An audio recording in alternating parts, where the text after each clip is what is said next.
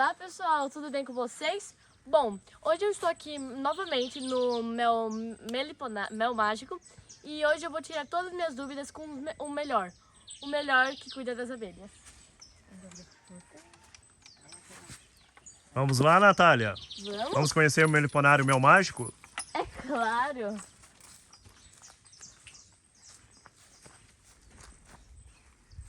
Opa, acabei de perder. Olha quantas.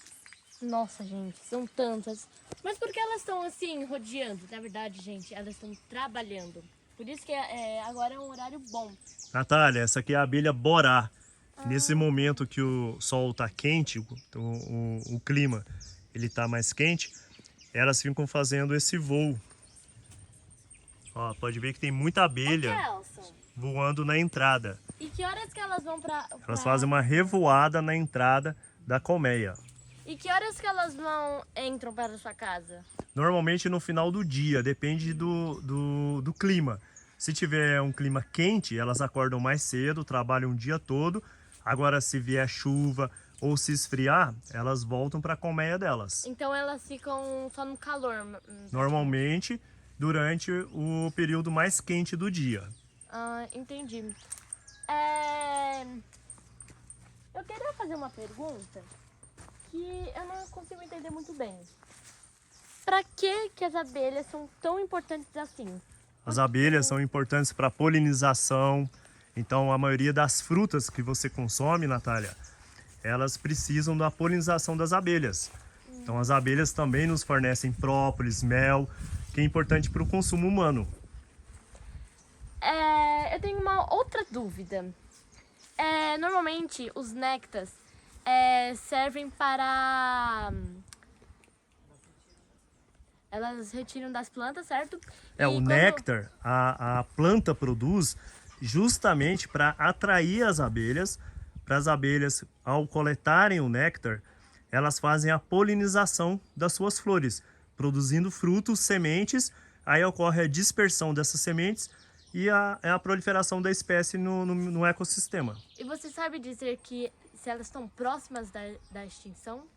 As abelhas, muitas espécies de abelhas, estão com risco de extinção. Inclusive essa que está aqui do seu lado, Natália, que é a uruçu amarela. Só que como tem muitos criadores, muitos meliponicultores, eles multiplicam essas abelhas e hoje está tirando ela do risco de extinção. E você sabe me dizer, eu tenho uma pergunta. Se a abelha lambiolho, a menor do mundo, ela é do Brasil mesmo ou é de outro país? As abelhas que nós temos aqui no Meliponário Mel Mágico, todas elas são nativas do Brasil, inclusive a lambiolhos. O que foi, Natália? A abelha grudou no seu cabelo.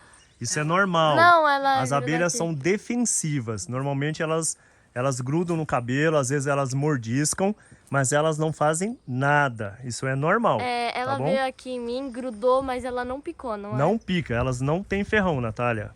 Ah, entendi. São abelhas sem ferrão. A gente chama elas de ASF. Abelhas sem ferrão. Uhum. Vamos para lá. Vai conhecer o meliponário rosa? Vamos? Ó, aqui logo no início tem uma abelha marmelada, que ela foi capturada. Ó. E ao lado dela tem um ninho de abelha carpinteira. Ô, Kelson, posso te fazer uma pergunta? Claro. Qual é a abelha que produz mais mel? E qual é o mel mais caro que a Olha, abelha produz? as abelhas que produzem mais mel é a abelha Apis, do gênero Apis. Porque elas têm um grande número de indivíduos que produzem muito mel. Não é uma quantidade de mel por indivíduo, mas pela quantidade de abelhas que existem na colmeia. Às vezes elas chegam a 120 a 160 mil indivíduos nessa colmeia. Ao contrário das abelhas nativas brasileiras, elas têm menos indivíduos. Então elas produzem em quantidade menos mel.